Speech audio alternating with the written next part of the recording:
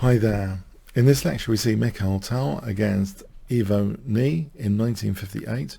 We see e4 from Tal, a French defense, e6, d4, d5, the advanced variation from Tal, and he's actually going to employ the so-called Milner Barry gambit. He plays bishop d3 here, which sets a trap everyone should know about. After c takes, black should not play knight takes d4 because of knight takes d4, and then bishop b5 check, winning the queen. So black plays bishop d7, and the question is, should white actually defend d4? Well, the Milner Barry gambit is used by Mikhail Tal in this game. He just castles. After knight takes d4, queen takes d4, another pawn is offered with knight c3. So who is Milner Barry as a side note? Well, actually, Sir Philip Stuart's Milner Barry was actually a British chess player, chess writer, and a World War II code breaker. So, yeah, you get some free information, which has nothing to do with the course, but it is to do with the gambit. So it's a good excuse. Yeah, so he was actually one of those chess code breakers. He also represented England in chess, both before and after World War II.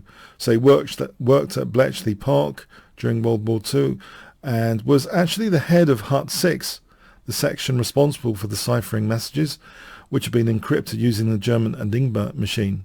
So he was one of the 4 leading code breakers at Bletchley to perform the then for the then Prime Minister Winston Churchill directly for more resources.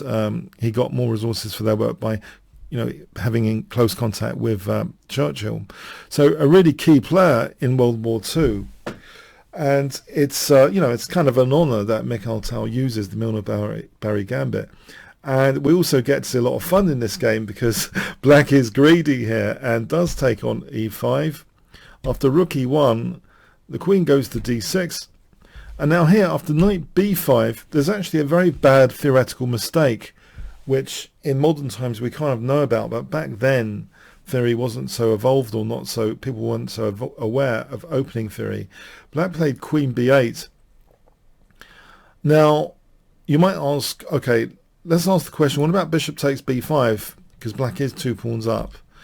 Yeah, but the king in the centre, as you might expect, is too much compensation for white.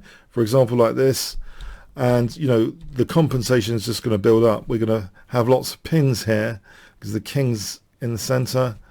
And we're going to crash through, basically, like rook takes d5. We're going to crash through.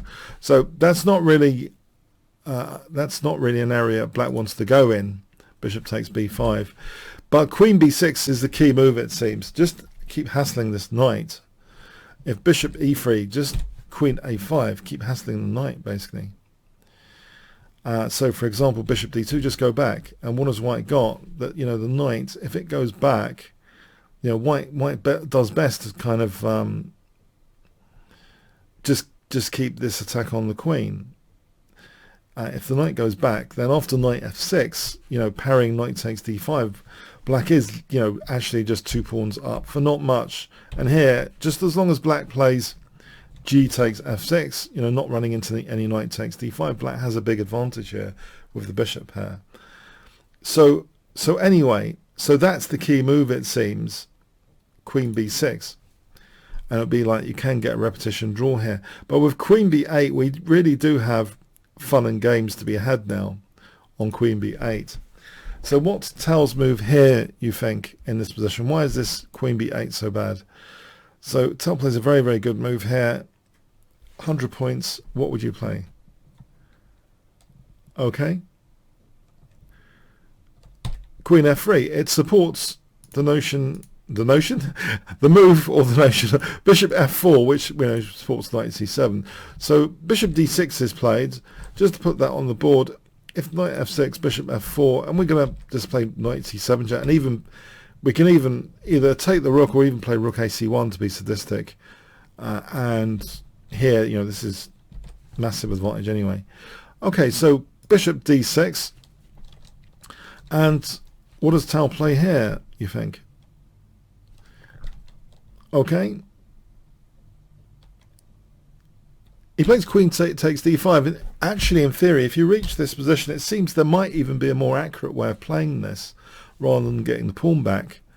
immediately, which is knight takes d6. We get a kind of dark square bishop without a counterpart, and a key battery here looking at g7 and supporting bishop d6 is very, very dangerous.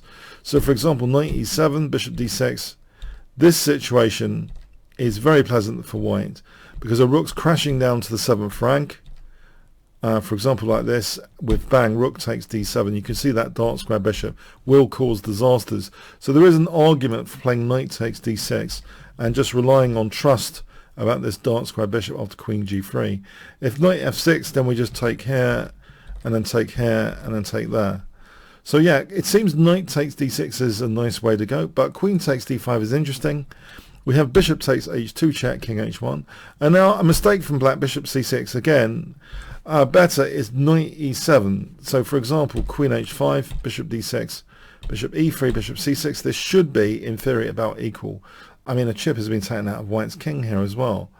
But bishop c6 here is a mistake. Tal plays a great move in this position, which is queen g5. But, and there is a but, even though these games might show these moves ending brilliantly, there's also other options like queen h5, which does pin this pawn and means rook takes e6. This is actually another very interesting continuation. For example, here rook takes e6, and this is like just crashing through. This is a devastation on e7 scenario. For example, like this, winning the queen, or even worse, the king's going to be drawn out for a checkmate soon. So yeah, there are ways and means, but queen h5 is really quite dangerous here. If knight f6, rook takes e6 check, rook takes f6, and the black king is in big trouble here. So looking at f7, it's just a massive position. So queen h5 is also, it's a very, very good move. But we see queen g5, knight f6, and now f4, which kind of says I'm just going to take your bishop.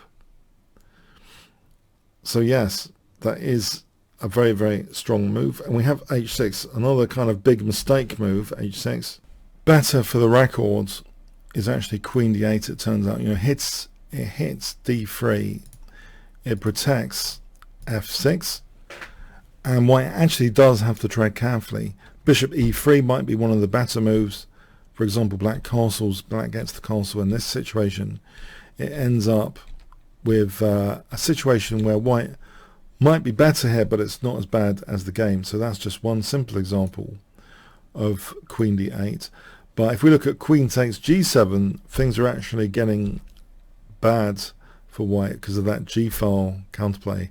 Yeah, it's just totally vicious. Everything's coordinating against the white king here. It's just over.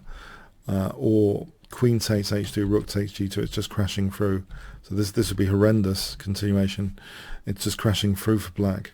For example, here, and then check, and then we can even take the queen or be sadistic. So yeah, it doesn't bear thinking about. So basically, the key move, queen d8, is much stronger than h6. So this is kind of an argument why maybe the continuation earlier with queen h5 was more accurate. So it seems here queen d8 might have been a concern for white here. This does quite a few things that would be the key move to play. But okay, back to the game now. h6, we have queen takes g7, and black's idea, rook g8, so it's relying on some coordination, a killer common square, or hopefully a killer common square from the black point of view on g2. But there are options here. By the way, if black had played the immediate bishop takes g2, then king takes h2 is best. Yeah, we don't want to invite rook g8 pinning the queen. That would be equal. But just king takes h2. And if king e7 as an alternative, then an easy to consider move is b3 for bishop a3. But even bishop d2 works. The position is so bad. Instead of bishop takes f4, let's try and stop bishop b4. White has actually a mate in 10 here, believe it or not, with rook takes e6, check, and it's a forced mate in 10. I'm not going to test you on it unless you really want to like test your mate in X. Okay, if you want to pause the video here, how do you consider continuing from here? It's essentially, I mean, it's a king hunt, isn't it? Rook takes e4, queen d4 check, queen c4 check, queen d5 check, rook c4 check, and we're just hunting down the king. So yeah, there is basically a forced mate in 10 there. But if we imagine also bishop takes f4, then bishop b4 check is a killer, and then rook takes e6. Again, this is kind of like mating material, just checkmating the king basically.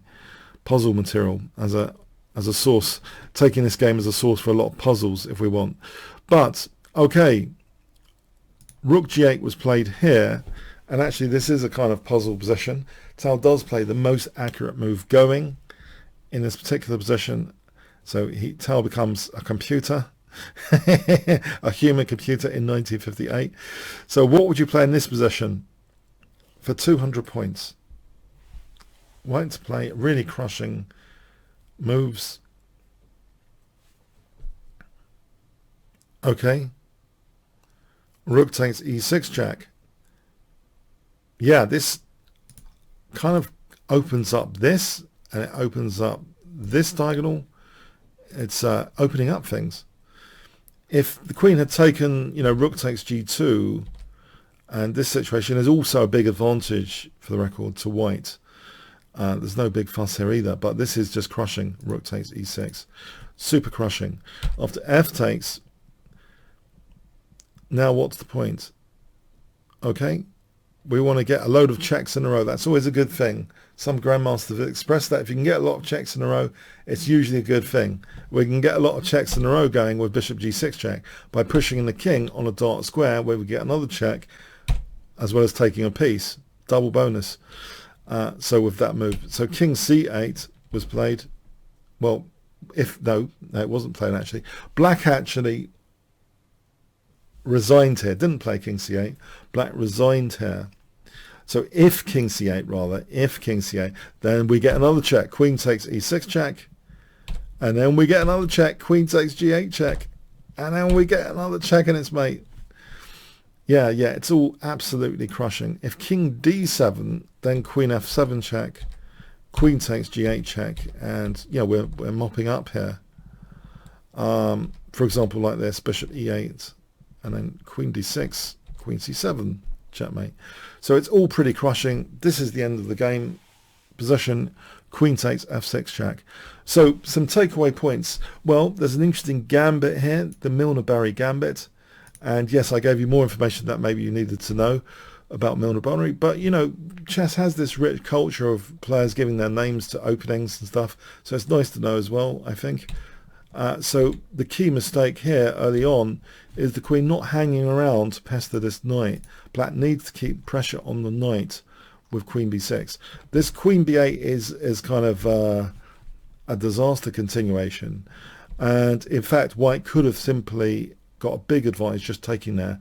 These ideas of the dark square bishop without the counterpart, they're very, very powerful ideas to me, because we see in a lot of neural network games, the neural networks like sacrifice pawns to often get a bishop without counterpart. And we have an example here, even 2 pawns down, knight takes d6 is a crushing example, in fact, of a dark square bishop without a counterpart and Kingston in the center. So this situation is just highly unpleasant for black here, with the king tied down in the center and can't castle that easily, and things crash down to join the bishop in its celebration of the dark squares. We see that celebration coming up with rook takes d7 and things start to collapse on the dark squares. So, but queen takes d5 is interesting, and also queen g5 is interesting. But again, queen h5 more accurate. I mean, we can easily. Tal didn't have computers in his time, so his accuracy level, though, compared to other players, every other one in the world, was generally much higher. So his human accuracy, absolutely brilliant. But if we're putting this game through the microscope, then this variation is also pretty strong. But queen g5, it seems natural to want to do this rather than tap into a subtle pin there.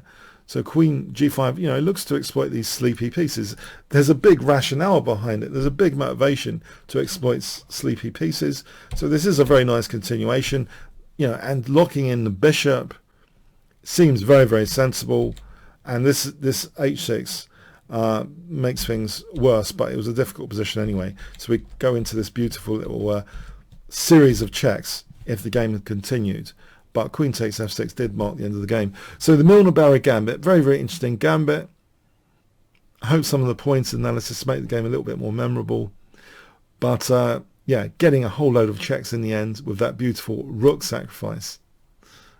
It shows, materialism can be punished when the king hasn't when the opponent hasn't put their king in a safe position. They haven't put themselves beyond defeat.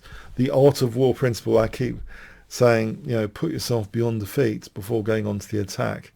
Any active operations, including grabbing pawns and material, they can backfire severely.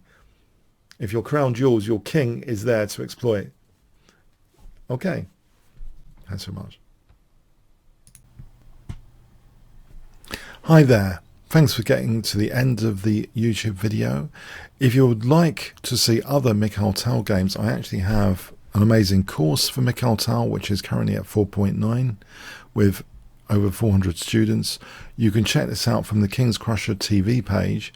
So Chess Strategy and Tactics, Mikhail Tal's amazing games. You can check out some free preview videos as well here. If you do expand all sections, you can see the preview links to get some free previews. So I hope you do check out this course index and the free previews. So I really had a thrilling time actually checking out Mikhail Tal's games. So yeah, the YouTube video here you saw was just a sample from this course. I hope you check it out. Okay, thanks so much. Oh, by the way, comments, questions, likes, shares, all appreciated. And if you did get to this part of the video, please do leave some sort of comment like Tal fan. Okay, thanks again.